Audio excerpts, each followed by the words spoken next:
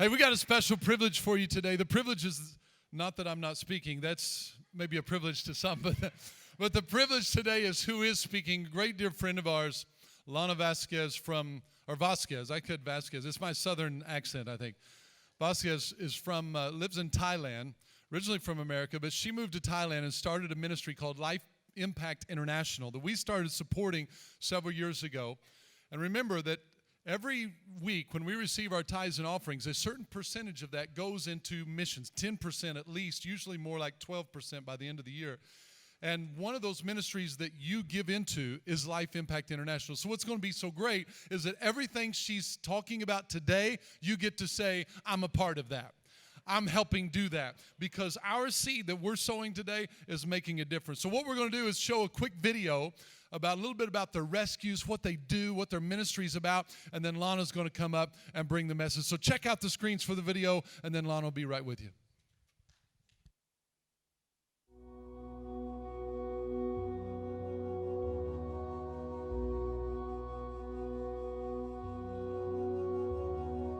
He was a beggar. He had to make 70 baht a day. If not, they'd beat him. 4 years old, so cute, super cute. His mom had sold him to the Mama-san, or Mama-sans are the owners of the street beggar ring or the street beggar children, and the mom had sold him for $30, and she's actually a prostitute in Bangkok.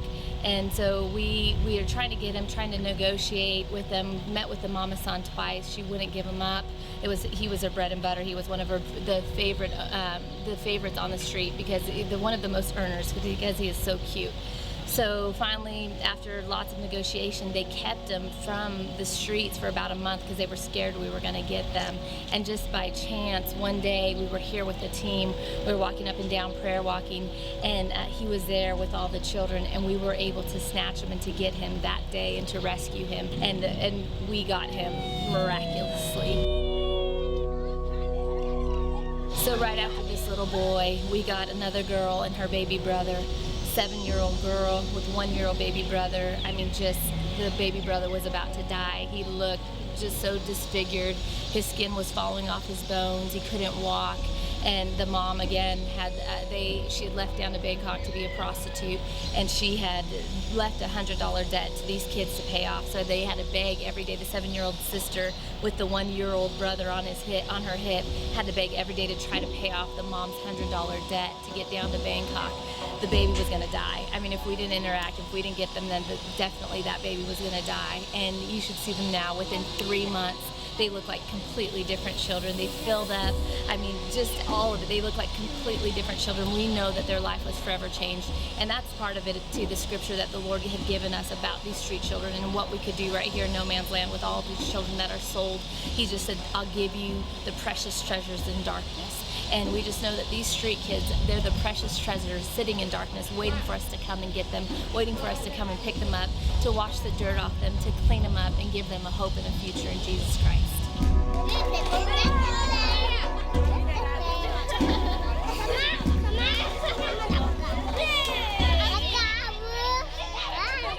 So awesome. The Rose Church, we're so happy to be here with you.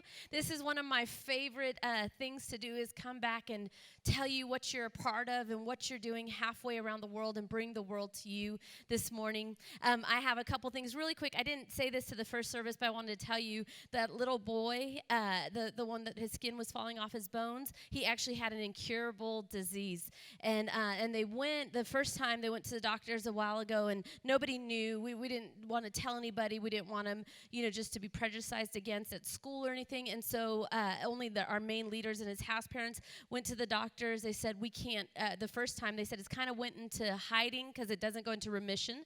And so it kind of went into hiding. We can't really find it. Went back for another blood test, and our house, our main leader called us crying. It's gone. They can't even find it. The doctors were crying. In a 98% Buddhist nation where 2% is Christianity, the doctors saw a miracle. They said, we've never, ever seen this before. They themselves were crying. So it's incredible what God is doing. A couple other surprises that I have for you, sweet surprises, is not my Thai daughter. If you could stand up, please. She's my Thai daughter. all the way from Thailand. She actually was the first little face I saw when I was 24 years old, 17 years ago. She was 14 years old from my very first home, and she came up to me and said, I don't have a mom and you don't have a daughter. From this day forth, you're my mom and I'm your daughter. And she's been my daughter ever since. She's been with me in war zone. She's been my interpreter. She's kept me alive. And actually, I have some applications in the back. If any of you guys are single, she's single, and there's some applications. You could be on a flight back to Thailand, a permanent missions trip forever, because she can't come here. I need her in Thailand, but no. But I also have something very sweet for you. If you could cue those pictures. I was going through some things, and I thought, if you recognize who that is there, I was going through my pictures, and I saw these, and I thought, this is so precious. This is your first visit to our homes. It's when it was way back in the day when we only had one home, and you could go to the next one, and our kids, you see, pay attention to Blessing holding his little foot right there. You see her little hand is on his foot the whole time in all the pictures. Her little hand is on his foot. I think she didn't realize, wow, this is like Bigfoot.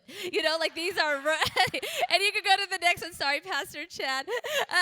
And I'm telling you, the kids were fixated on taking him down. It was like the giant is going down today. I don't care if it takes 10 of us. We are getting him down. They were not afraid. You could go to the next one. They were their own personal jungle gym. You could go to the next one. Like the little boy's feet aren't even touching the ground. They're holding on him with everything they have. None of their feet are touching the ground. And you could go to the next one. I mean, they were not going to stop. Our kids are not afraid of anything. And you could go to the next one. And if you ever wanted to know what it was like, she was so fixated with his feet that she put on his shoes, you know? If you ever want to know what it's like to walk a day in Pastor Chad's shoes, you can see right there. I love it. I love it. You guys are such a part of us and what we're doing. Thank you so much. I have some incredible updates.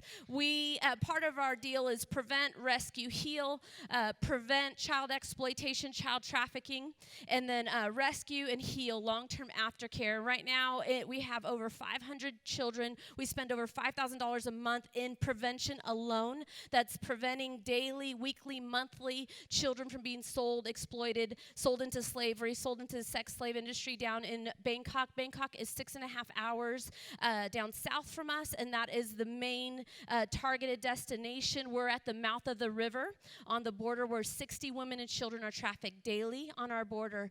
And so prevention is a huge deal. We do that through schools, through feeding centers, through the gospel, through weekly outreaches. But recently, one of our schools, it's in this migrant community where the farmers, the children, they can go to school up until 10, and then they sell them to the farmers, and they work on the farms from 10 to 14, and at 14, they're sold down to Bangkok. And we went in that area, and there were 11 children in this little schoolhouse, and I started talking to them and saying, what can we do? It's a pool for the traffickers, and we try to hit the pools where the traffickers and get to these little kids before the bad guys do. And so I said, what can we do to reach this area? And we actually grew that school, went from 11. We now have 92 children in that school, 81 children in one village alone that are stopped from being trafficked. We have a feeding center, a weekly Bible study in the dump, in the local dump. We're in the dump. There's 300 people that live there. We've been in there every week for 8 years faithful, and now the dump no longer sells their children. We work with the moms. We work with the communities. So it's been incredible. But so that's been amazing. But number 2, rescue. Right now, we are dubbed the MESOP model. And so basically what that means is if you want to prevent, rescue, heal, work with at-risk and exploited children, you need to model it after our prevent, rescue, heal, life impact model, basically. And so the government has dubbed us the MESOP model. Anybody working with exploited children in Southeast Asia, in the ASEAN community. ASEAN means Association of Southeast Asian Nations. It's like the European Union. Anybody working with children in this, basically we're the model for that, and they're going to pattern it all over Southeast Asia. It's a big deal. It's a big deal. And they know we're Christian, and this is a Buddhist, Muslim, Hindu area, and they know we're Christian, and we've gotten so much favor, so much so our child protection officer, basically, he's a life impact child protection officer. I got to baptize him about 3 years ago. He said, New Year's, I want a new start, and he is the key person that works with the government. The governor is on speed dial. He's Life Impact staff. Well, they right now put him on a board. There's 5 seats for child protection in our whole region, and Life Impact has one of those seats. Our child protection officer has a seat, so that means that he has a voice for the vulnerable. He has a voice for the voiceless, and we get to speak up on behalf of these children and these babies and determine the end and basically fight for those who can't fight for themselves. So it's a favor that is just unprecedented. We haven't seen it. It's never been done before. Last year alone, we had 47 rescue cases that Life Impact went on. That's a child a week that our team was on. That's just the rescue. That's not the investigation. That's not the prevention. That's just rescues alone. And so it's just been unfounded. We have, I wanted to show you something with the Promised Land. If you can put up that picture. I'm going to, this actually is, I've shared it before, we have 25 acres, and it's prevent, rescue, and then heal. We have 25 acres actually, and we've done family-style safe homes. We just built our 16th family-style safe home. So these children get a mama, they get a papa, they get a family. They learn what it is to be a husband and wife, to be a mother and father. They've never seen this before, so they can pattern and be good members of society and learn to stop the cycle of poverty and abuse in their generation. And so the 16th Family Style Safe Home, that big, it's kind of in the middle. It's our worship center. I'm going to share a little bit about that in some of our stories. But across the road, if you see, there's a little road, and right across where it starts to open in the far right-hand corner where there's more, you see the trees, and then it starts to open. We just acquired 17 acres, and we're making it a boys farm, agriculture, vocational training center. We're going to move our older boys over there. Right now we have a girls zone that just has a handful of girls, and then we have a mixed zone for babies and toddlers. We're the only ones that rescue babies on our border. Babies go for $18. They'll basically cut open their stomach, put the gems, Burmese rubies, methamphetamines, swaddle them, and use their bodies as carriers. And so we're the only ones that rescue babies. So we have a babies and mixed zone in that area. And then we have, here's a boys zone. Our girls, our older girls, we have 30 older girls in that place that you saw with Pastor Chad. That was our first home. They're still there. I'm waiting to move the boys, because how many of you know teenage boys and teenage girls shouldn't live together on the same farm? So we're so very thankful. We're moving the boys over there, and then the older girls will come, and we're building a bridge of hope, and we're going to connect them together. We're going to have high security, armed guards. We're going to build the Great Wall of China around those properties. No, but we will have 24-hour security. So God is doing incredible things. From that property, you can see the lights of the new highway. It's basically called the New Silk Road of Asia. It's the ASEAN Highway, and it will run all the way up to China and all the way down to Singapore. And we are putting rescue headquarters on that property. And we will have 24-hour border monitoring. So basically, where there's immigration and checkpoints, Life Impact will have its own booth, and we'll be able to look in the trucks and see if there's any babies from any of the other countries. And we have the authority, same as police, we'll be able to apprehend and to get the baby. So it's incredible. That was part of our agreement. I shared a little bit about this last year. That was part of our agreement with the government. We had a secret meeting with the governor, and he basically said, we know what you're doing. You're doing it illegally, but we like what you're doing. Will you do what you're doing for the government for the kingdom of Thailand? And so we said yes, and he said, what do you need from us? And the Lord spoke to me and said, don't ask for money. Ask for 2 things. Citizenship for all of your children, for Thai citizenship, and authority, same as police, so that you can rescue and be protected from the corruption. And that's the 2 things we asked for, and that's the 2 things we got. And so in that, it's incredible. God has given us so much favor. We built and opened a high security safe house that's actually off all of the properties. It's in a secret location. Again, 24-hour security. It's more of a smaller confined, because that's the first stop. By law and decree of the Kingdom of Thailand, every single rescue child has to come through Life Impact's doors, which is, just unheard of. The Lord gave me the promise: violence will no longer be heard in your land. Salvation salvation will be in your walls and praise will be in your gates. And the Lord said every single child that comes through those doors will experience salvation in their hearts, in their minds, in their bodies, and that praise, they'll come in crying and scared, but when they leave, they'll be singing the praises of God and rejoicing. And so we're so excited that every single rescued child on the border we are entrusted with, and we get to bring Jesus to them. We get to teach them, we get to teach the rescued about their rescuer, Jesus Christ, the one and only rescuer. Amen. So that's incredible. Recently, I wanted to share actually a rescue story. Sorry, media. I bless you. I'm messing you up. I want to share with you a rescue story. The little boy, the 10-year-old little boy. Actually, when we get a rescue, this is what it looks like on my desk. It's grassroots. So I get a report like this, and they interpret it at the bottom. And so this little boy was 10 years old. He was sold from his mom to his auntie to herd buffaloes. And basically, when he wouldn't work and when he would just play like a normal little kid did, they would chain him to the wall. And the neighbors said that they beat him so bad that they would have to turn away and they couldn't even look. When we got him, there's all kinds of marks on the back of his head, chunks and just wounds and different things on the back of his head. And my staff called me, and they see cases all the time, but my staff literally called me crying and saying, we've never seen anything like this. We need to get this little boy. So we got him, brought him to our home. He's so precious. But he came and we have daycare for the babies that we rescue, and so it's their schooling before we get them into kindergarten. They have to learn how to eat right. They're usually malnourished, so we just try to love on them and get them normal to the point where we could send them to public school.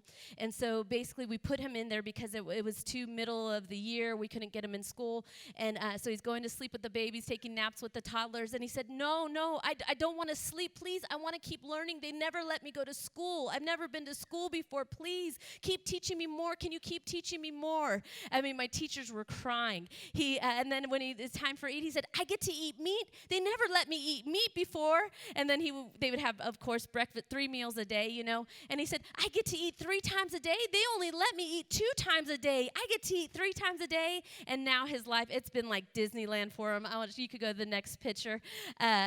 He is that's him in the blue shirt with the smile. He's on our football field. And you could go to the next one. And that's just him looking out for his future. And it's just incredible. I wanted to show you a couple after stories, like just what their life is like after and heal, aftercare. If you can go to the girl with the passport. So this little girl, we rescued her. Well, she was actually a week old, and she was abandoned by her mom. She was raised by her 4-year-old sister, and they were in this hut where the doors don't even lock, and it was in the traffickers targeted this area. It was a pool for traffickers, and they said, if you don't get these girls, when the father goes to the field, they're done. The traffickers are going to kidnap them. They're going to be stolen. And the father had other plans for them as well. So the girl's raised in my home, and when she's about I think she's about 9, 10, about that. She has this dream, and she said, Mom, have you ever had a dream like a God dream? And I said, yeah, what do you mean? And she's like, well, let me tell you what happened. She said, I saw my name, and she said, I saw this ID card. Okay, these are stateless kids. They've never had anything. They've never had any form of ID. They don't have a birth certificate. We literally have to look at their teeth and have to kind of guess their age. We have to give them names. We have to give them birthdays. My birthday is like a national holiday with fireworks because they've all chosen my birthday. So it's just like, it's crazy. So that's what they do. So they're given birthdays, they're given names, their ages. I mean, you'll look at them, it's all kind of, it's just all crazy. And so, but this girl, she chose Bella Lynette Priscilla Vasquez. So you have a little Asian girl with the Vasquez last name and the missionaries' middle names. And so basically she said, I saw this ID card and it had my picture. And again, she'd never seen anything with her picture on it, never any kind of identification card, so she wouldn't even know what an ID card looks like. And she said, and on the top it says ASEAN, Association of Southeast Asian Nations. And she said, and from that ID card, I was able to get on a plane. And she goes, and I went upstairs and I got on a plane and I went a little bit, like only 45 minutes, not long. And she said, and then the plane stopped. She doesn't even know. Do you know, we didn't even have, at that time our airport wasn't open. We didn't even have escalators on our border. One time the kids believed to go for a holiday. They wanted to go to the zoo to see rabbits. I think they secretly wanted to eat a rabbit, but they literally believed God. These are kids. I mean, they've never seen anything like this. I remember we had a picture of a beach on the wall because I heard that's calming and it's beautiful and waves. And I was trying to explain I was going to take them to the swimming pool that morning. And they said, Mom, what's a swimming pool? And I said, well, you go and it's like there's water and your feet can't touch the bottom and you're just swimming in this water like that. And they pointed to the picture of the beach. They said, is that a swimming pool? You know, they had no concept at all. So these kids believed God to go to Chiang Mai to go see a rabbit at the zoo. And so we went, and they said the last day, I said, okay, what do you guys want to do? You have one more day. What do we want to do? We could go back to anything. What do you want to do? And they said, we want to ride that ride. And I thought, I didn't take them to an amusement park. What ride are they talking about?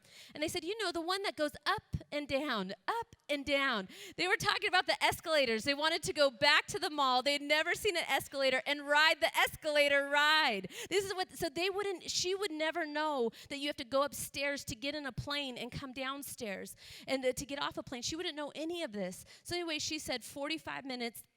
And all of a sudden, the doors opened up, and she said there was a sea of people, and most of the people went to the right side, and above their head was a neon sign that said, those who don't know me. And then she said there was a little bit of people on the left, and it says, and above their head on the neon sign said, those who do know me. And she said, Mom, could God, and she goes, and their skin was a little bit darker than mine. Could God be calling me to be a missionary to Malaysia? And at that moment, she knew she was called to the Southeast Asian nations to be a missionary, all up and down that highway, that new trafficking Silk Road highway that's right next to our land. And so she said, can God be calling me? And I said, that sounds like what that is, honey. Is that what you feel in your heart? And she said, yes, I want to reach the Muslims in Malaysia. And she said, well, so I feel like what God's telling me is I need to learn English so that, because in ASEAN, as they're joining together, they've dubbed English as the main uniform language for all the different countries. She said, I need to learn English so I can get into these countries as a missionary. And so she all of a sudden set out, she goes, and I need to learn English in America. Okay, at that point, we weren't a government-recognized safe home from the governor. We didn't have that agreement. We didn't have any kind of citizenship. She didn't have anything. And so I just remember her saying, Mom, do you think it could happen? Do you think I could go to America and learn English? Do you think that, can my dream really come true? And I even remember, I didn't know how it was going to happen. They're illegal. They have nothing, And so I said, honey, and the government at that time was telling us no citizenship, no papers, nothing. There's no way you can't adopt a child from Burma. None of this. They're trafficked over from Burma, so they're not even Thai children. Not to America. She got denied 3 times. It cost us $300, and so we just gave up. They actually told her she was too pretty to come to America. She's gonna kill me that I told you guys this, but and so anyways, with that, there was no way that I even knew anything. And I said, honey, if you believe, all things are possible for those who believe. And I said, I will hook up with you if you can believe. Hey, you got a vacation to Chiang Mai and you saw rabbits and rode escalators. So if you can believe, all things are possible for those who believe. So if you believe, I believe in you. And so so she's that age, right? Fast forward about 13, 14, her father comes because he wants to come to work. They sell him at about 14. So his father shows up at our girls' home. He wants to come and get her so that she can work for him and he could sell her so that he can make money. And so he comes in. I see him at the gate. It's myself, it's not, and it's our house mom that's over the girls' home. And I just remember these are strong women, right? And they're mama bears. And I just remember him walking up and I'm thinking, you picked a bad day, buddy. Like this, I feel bad for you already. I just remember thinking that in my head. We weren't scared. We were scared for him, what we were gonna do. And so you don't get mamas like that. 3 mama bears. You don't mess with 3 mama bears. And so anyways, and he was a stout, he's a farmer, so he's a stout man. And so he comes in and he sits across the table, and I remember him just not even looking up at us, and we were just tearing into him, and he wouldn't even look up, and he's like, I'm going to take my daughter, and he wouldn't even look up for our response. He was scared of our response. So we were just ripping into him, and then all of a sudden he shouts something to his daughter. And she runs up to the stairs and sits on the stairs and just starts crying. And I say, it's enough. You go now. You get out of here. And so the dad went out the door as he left. And I went and sat next to her. And she said, Mom, he said that my dream will never come true. He said, how can your dream feed you? How can your dream's not even possible? How can your dream feed me? And how could your dream feed you? And that's not even practical. There's no way it's going to happen. And she's crying. She's like, Mom, do you think I can really get to America and learn English? Do you think that it's really going to happen, that I'm going to be a missionary to Southeast Asia? Do you think? And again, I said, honey, if you can believe, all things are possible for those that believe. It's not about what I think. It's about what you believe. And so she said, okay, I believe that that's what God spoke to me. Do you know that this little girl last year moved to Rancho Cucamonga, California? You know what she is holding in her hand? That is a yellow passport that doesn't even exist. There's only 2 of them. She got the second one all these years in the kingdom of Thailand, in the whole country of Thailand. She is the second stateless person to ever get to go. We found a loophole in the law that she could come to America for education visa purposes, and her miracle happened. Second in all of Thailand. All of Thailand.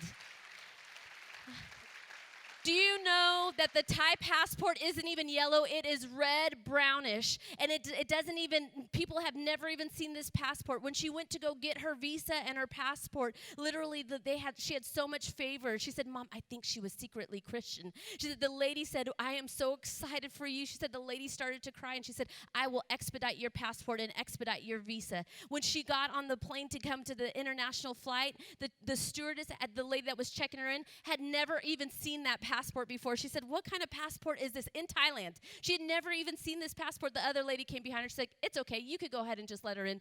I've seen it before. She had never seen it. There's only 2 in the whole country. This girl had unprecedented favor, and it's just incredible. I'm telling you, what God is doing in Southeast Asia and on the earth today is unprecedented. One last thing, and then we'll get into the message really quick. If you could go to the third in command of the Kingdom of Thailand. The way we found out about that passport is we had the highest levels in Thailand, in the nation of Thailand. The judicial branch, 30 lawmakers come to our promised land and see our model, to see what we did. The guy in the middle, in the suit, in the black with the white shirt, he is third in command in the Kingdom of Thailand. Before I shared with 2 years ago, we had some of the highest levels of security, the soldiers. We had the Thai government, the governor, and we had the Burmese government, the Burmese military junta at our promised land. But this is the one all the way at the top. It goes the king, the prime minister, and then this guy. I guess he'd be called your attorney secretary general. And so he came to the promised land. He toured. This is how powerful this guy is. So in Asia, you never go in front of authority. You don't sit in front of them. You don't walk in front of them. So the guys that were with him that are actually pretty high up in authority as well, they were walking in front of us, and me and him were walking and talking, and I was showing him everything. They literally, I've never seen this before.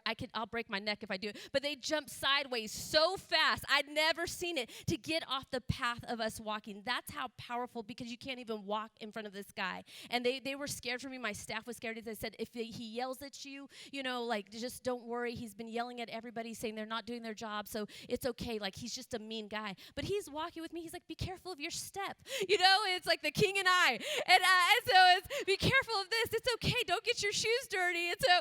But he looked at me and he said, why do we not know about you? Why does our country not know more about you? We need to get the newspaper. We need to get the media. We need to get everybody out here. I said, no, sir, please don't send the newspaper or the media. We're trying to keep it a secret a little bit. And he said, did my government help you? And I said, no, sir, not one baht. Your Thai government has not given me 1 baht.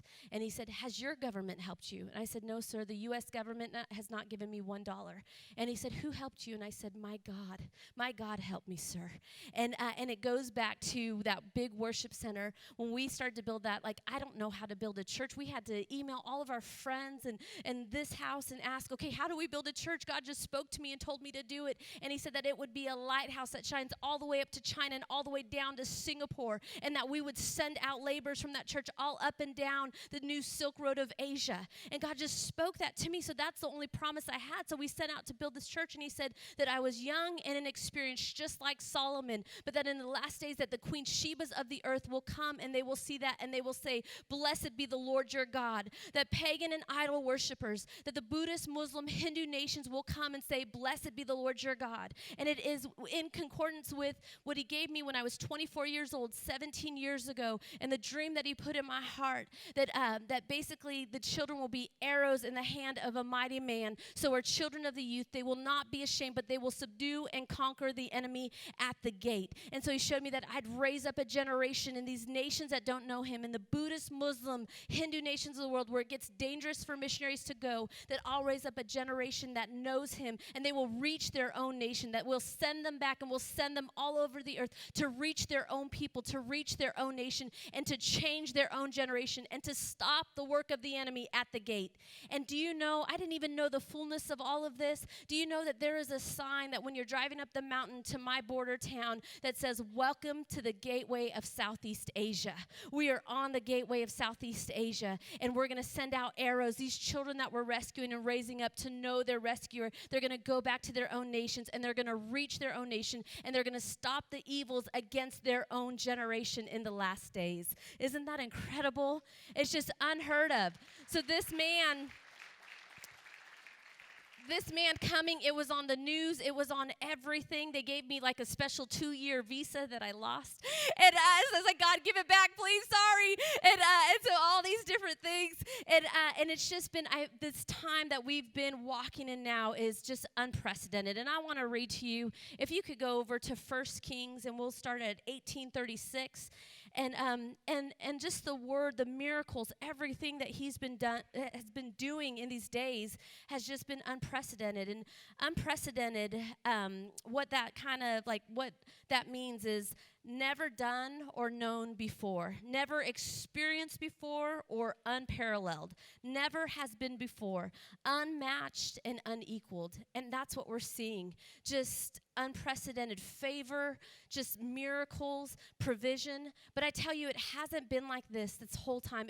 I say that, but we've just came out of our hardest season personally and in our ministry that I'd ever walk through. And I, in all of this, and I'll share more, but in all of this, I saw the Lord led me to this with Elijah, and I see that I wasn't alone, and I'm not the only one.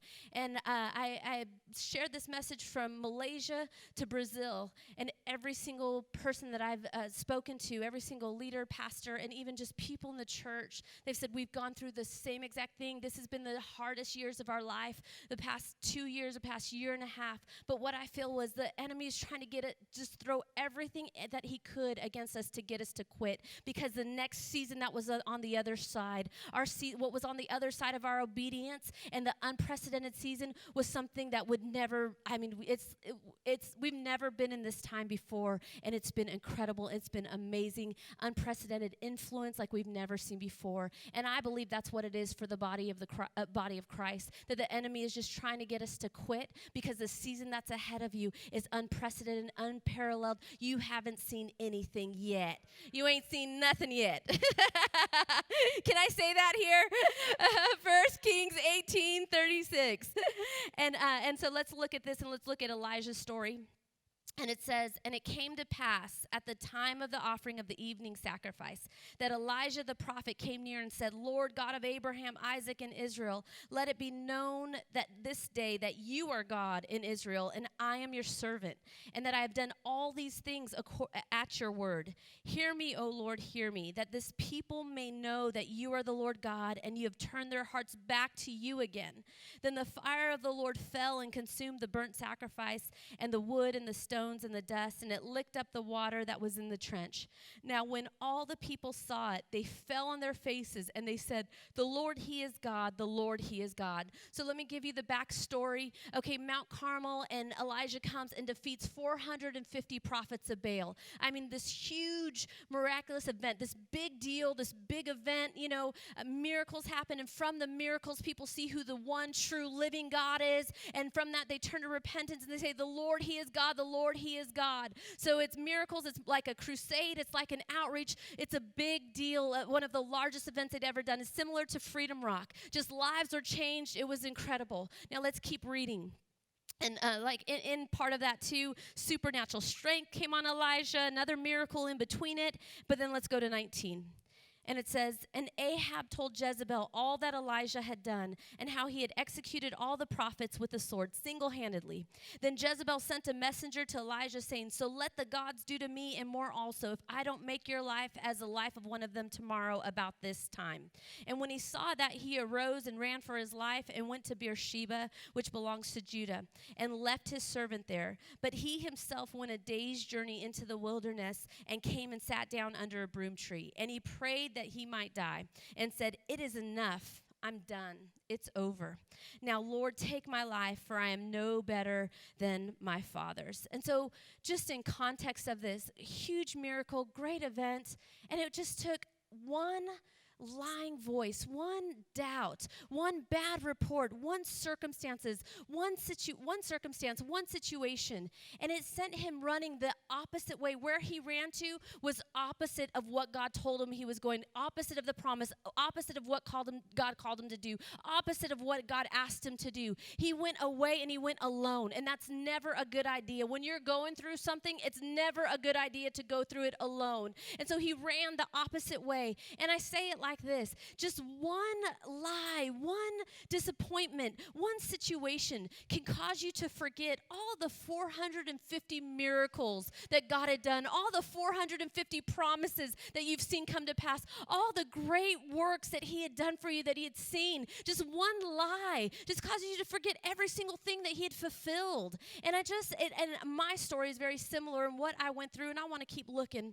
And it says, if we keep going, and it says in 5-7, then as he lay and slept under a broom tree, suddenly an angel touched him and said to him, arise and eat. Then he looked, and there by his head was a cake baked on coals, and a jar of, coils. You know, it's funny, but Vasquez, this is such a side note, but Vasquez, and I was with Miss Teresa, and Miss Teresa said, what did you say, lima beans instead of lima? Lima Peru instead of lima? I love it. Coils. I can't speak English. I've lived in Thailand 17 years, and so I just blame it on Thailand. Just blame it on the nations. That's all you got to do, Teresa. I love it.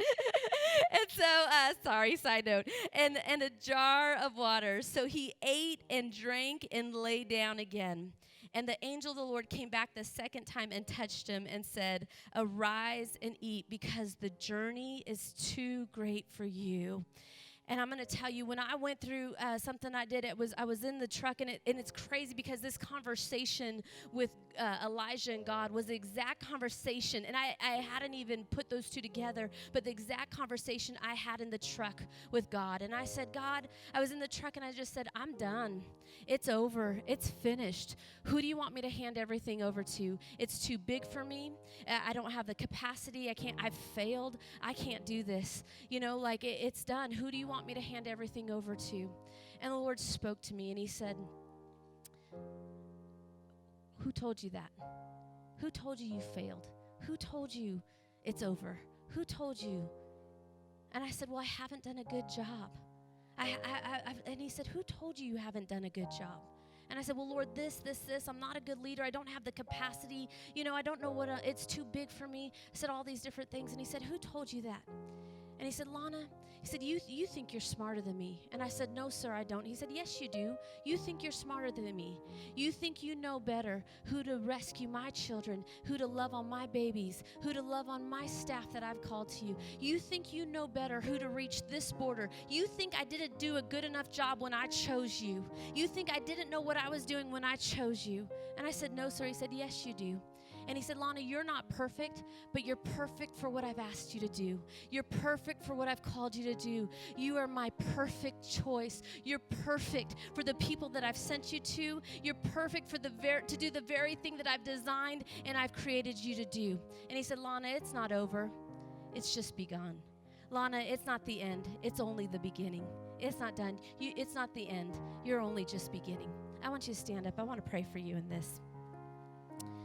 You know, and in that, if you go to look And as you're saying, I'm just going to read this to you real quick. Isaiah 60. And he gave me this passage, and when I was going through that whole time, and he said, "Arise, shine, for your light has come, and the glory of the Lord is risen upon you. For behold, the darkness shall cover the earth, and deep darkness the people. But the Lord will arise over you, and his glory will be seen upon you. The Gentiles shall come to your light, and the kings to the brightness of your rising. Lift up your eyes all around and see. They all gather together, they come to you. Your son shall come from afar, and your daughters shall be nursed at your side. Then you shall see and become radiant, and your heart shall swell with joy, because the abundance of the sea shall be turned to you. The wealth of the Gentiles shall come to you." At that time that I went through, there's a lot of different things, but one thing is I lost a baby. First time ever in 17 years. We lost our very first baby, David. He was 8 years old. And then one of our missionaries lost her mom into cancer. And then one of my missionary mentors, my missionary mamas, one of just my mentors, my pastors, my leaders, she had cancer as well. And I just said, like, God, I felt like I lost so much, you know? And I just, in that, when you see all of that, what had happened was I'd let the circumstances get on the inside of me. And in that passage where it says, "Arise and shine," you know, that passage, the Lord told me, look it up. I looked it up, and it says, "Arise out of the disposition that current circumstances and depression have laid upon you." And so I didn't realize that those situations, I'd let them kind of get on me. And I had to arise. And when he said, "Arise and shine," I had to rise up and break it off. And so I rose up and I broke it off. And at that moment, when I'm looking what he told, it's crazy that he told me the same thing that he told Elijah. We said, rise and eat, for the journey ahead is too great." Do you know that a boat doesn't sink from being on water? Water is all around it. Water, that's what it does. It sails above water all day long. A boat doesn't sink from the water. It sinks when the water gets on the inside of it. When the circumstances get on the inside of you, when the junk gets on the inside of you that you're going through. But he said, "Arise, arise. Deep darkness will cover the earth, but the Lord will arise over you. Be radiant and shine in the midst of it all." What's going on to the right or the left, it will not come near you. It's going on around you, but it will not get on the inside of you. And so he spoke that to me, and he said the same thing. Arise, for the journey is too great. It's too great what God has for you, what's your future. It's too great for you to sit in despair and in discouragement and to stay there. You can't stay there. You got to get up and get moving, because the journey ahead is too great. Get up, and you don't stay there. You don't stay in the depression. You don't stay in the circumstances. You don't let them get on the inside of you. You rise out of it, for the journey ahead, what God has ahead of you is too great. It's too great. And if you look with Elijah, what happened was after that he had some conversations, and the three things he told God, he said, one, I'm done. It's over. You know, like, I'm going to die. It's over. It's the end. And I love God's response. It's not the end. It's just the beginning. You're not done. You just got started. You're not done. You just got started. And he said, I'm alone. I'm alone. And he said, you're not alone. There's 7,000 that haven't bowed their knee to Baal. There's a remnant. You're not alone. Be of good cheer. Your brethren around the world are going through the same circumstances, and they're winning. And you're going to win. You're going to win. And another part he said that's a key part is, he said, I did everything you told me to do. I did all I knew to do, God. I served you. I was zealous for your purpose. I did everything I knew to do. And this still happened. What did I do wrong? I did everything. And I love what God says, because he was going back at that moment. He was going back and he was doubting everything, and he's running the opposite way. But God just reminded him, you go back to the last thing I told you to do. You don't run away from it. You run back to it. You go back to the last promise I told you, the last thing I told you to do, the last time you heard me, that last thing I spoke to you. You go back to that. You know that we are living in such a time right now that is unprecedented, that we're getting things that we didn't even ask for. God's given me things that I'm not even asking for. I just step back and I'm like, I didn't even ask him for this. And he's doing exceedingly abundantly above all I could ask, think, or imagine. But he's also given me things that I forgot I asked for. you go back to the things that he's put in your heart. And I believe during this time, I didn't even say this for the first service, that he's bringing up things that you had forgotten about, but he never forgets. He never forgets. You go back to the last thing he told you to do. You don't want to run away from it. You run back to it this morning. Amen. Arise and shine. Arise and shine. Arise and eat, for the journey ahead is too great. It's too great. What's ahead of you? Your best days are ahead. They're not behind you. They're ahead of you. They're ahead of you. They're not behind you. You can't stay. You need to get up and go. You need to get up and go. And I believe that when you walk out of these doors, that it's now a season of unprecedented in your life. You know, I want you to lift your hands, and I'm going to pray for you. And if that's you, that it's just been like maybe just in that with the circumstances and just kind of a season of discouragement or despair, or just something that you need to rise up out of, and where it's a little things have gotten on the inside of you. And I just, or like that passage says, arise from the prostration that the current circumstances and depression have laid upon you. If that's you and just things have been laid upon you during this season, I want you to wave your hand at me so I know that's who I'm praying for, that I'm praying for you. Yes, yes, yes, okay, yes. In part of all of that, and in this with Elijah, he went and when he came out of that season and he went back, stepped into an unprecedented season. His service multiplied. Every single need that he voiced to God, every single thing was answered and then some. He went then into an unparalleled time. It was all multiplied. Not only did he got a successor, just every single thing that he had said, all of God's promises were yes and amen. They were yes. Every single thing was answered and then some.